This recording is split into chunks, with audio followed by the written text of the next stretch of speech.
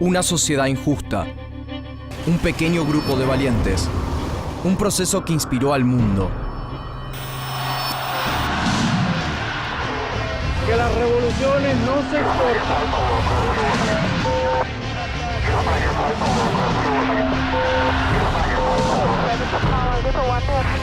Esta América de color.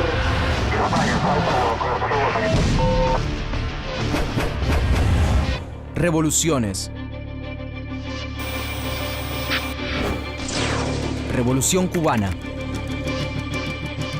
La historia tendrá que contar con los pobres de América. 1868. El inicio. El 9 de octubre de 1868 comienza en el ingenio azucarero La de Majagua la Guerra de los 10 años, cuando la clase baja cubana y algunos terratenientes deciden terminar con la colonia española y con la esclavitud.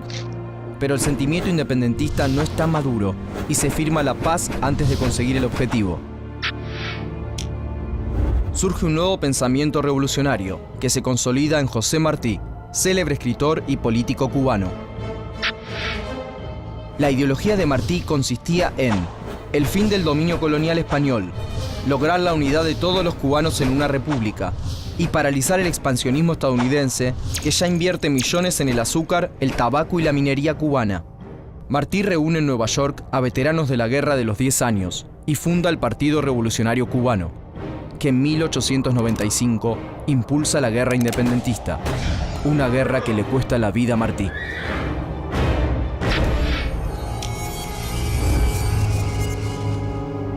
...1902... la República de Cuba. Como una Cuba independiente puede hacer peligrar las inversiones estadounidenses en la isla, en 1898 los Estados Unidos intervienen en la guerra independentista y terminan de derrotar a España. Respaldados por su victoria, los Estados Unidos ocupan la isla. Los cubanos se ven obligados a optar por aceptar una ocupación lisa y llana de los estadounidenses, o tener una república solo supervisada por ellos.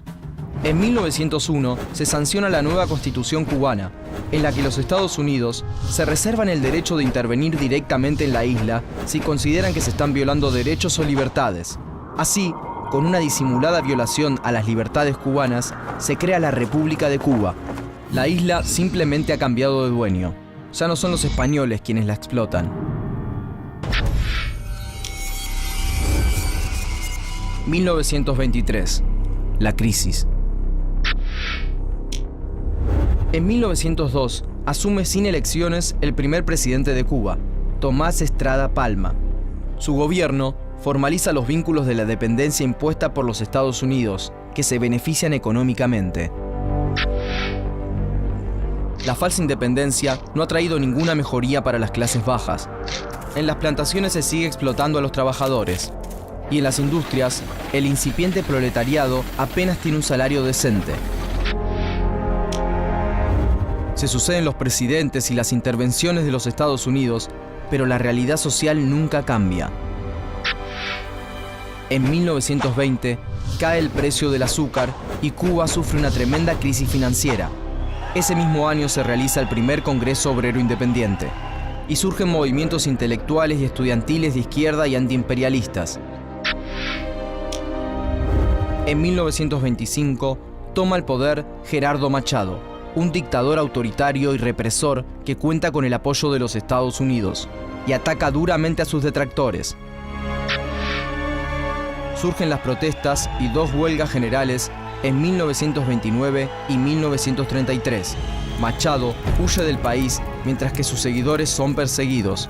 El poder recae en una pentarquía que nombra un nuevo jefe de ejército. Su nombre es Fulgencio Batista. Nombre: Fulgencio Batista y Saldívar.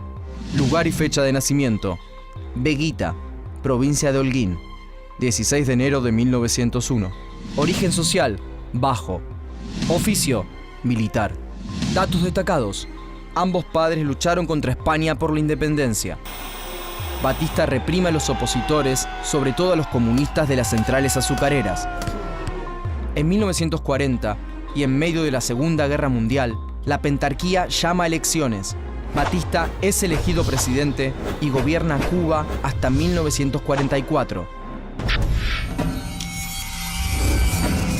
1945, Escuela de Revolucionarios.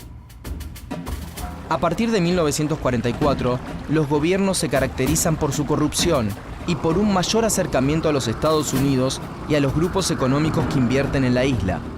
Nace la oposición en Cuba y se fortalece en las organizaciones estudiantiles. Y en 1945 ingresa a la universidad un joven que cambiará el curso de la historia: Fidel Castro. Nombre: Fidel Alejandro Castro Ruz. Lugar y fecha de nacimiento: Virán, provincia de Holguín, 13 de agosto de 1926. Origen social: alto. Oficio: abogado, doctor en Derecho Civil y licenciado en Derecho Diplomático. Datos destacados: gobernó formalmente Cuba recién desde 1976 a 2008. Castro se vuelve un militante activo. Es elegido prontamente como delegado del curso.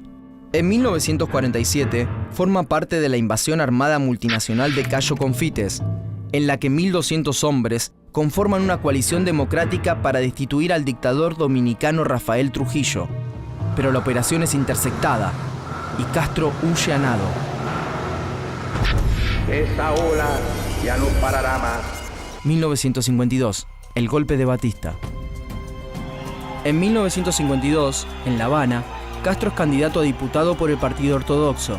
El Partido Ortodoxo era un desprendimiento del Partido Revolucionario Cubano, que hacía de la moral y la ética una bandera. Era de ideas democráticas y populares, aunque no claramente de izquierda. Pero Batista da un golpe de Estado para evitar el inminente triunfo del Partido Ortodoxo. Termina así con la aspiración de Castro, quien lo denuncia ante un tribunal de urgencia. Si Batista no es castigado, ¿cómo podrá después este tribunal juzgar a un ciudadano cualquiera por sedición o rebeldía contra este régimen ilegal producto de la traición impune? El tribunal no juzga a Batista y Castro opta por la lucha armada. En distintas partes de Cuba nace la idea de la guerrilla como única opción. En La Habana, un grupo de jóvenes va a la universidad en procura de armas para resistir a Batista. Entre ellos está Camilo Cienfuegos. Nombre: Camilo Cienfuegos Gorriarán. Lugar y fecha de nacimiento: La Habana, Cuba, 6 de febrero de 1932. Origen social: bajo.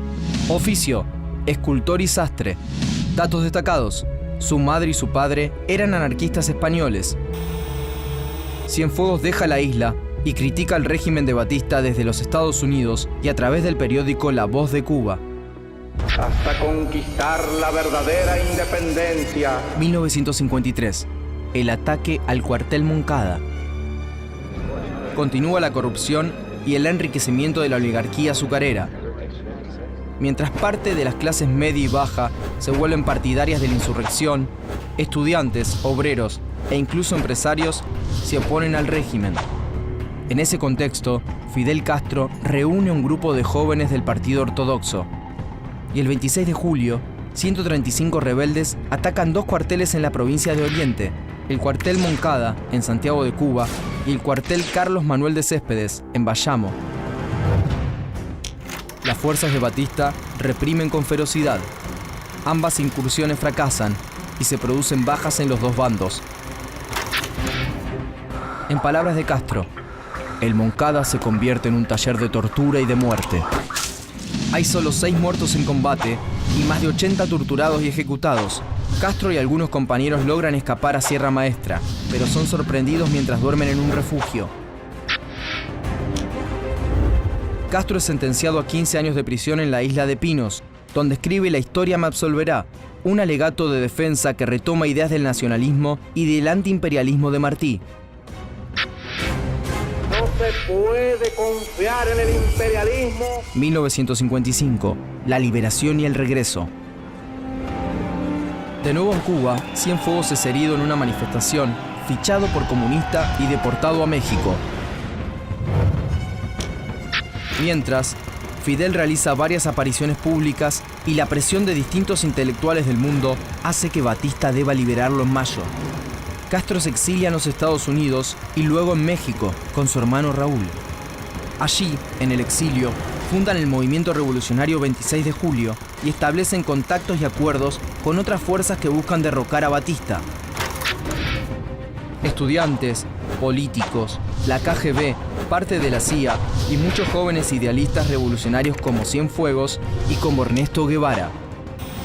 Nombre: Ernesto Guevara Lynch. Lugar y fecha de nacimiento: Rosario, Argentina, 14 de mayo de 1928.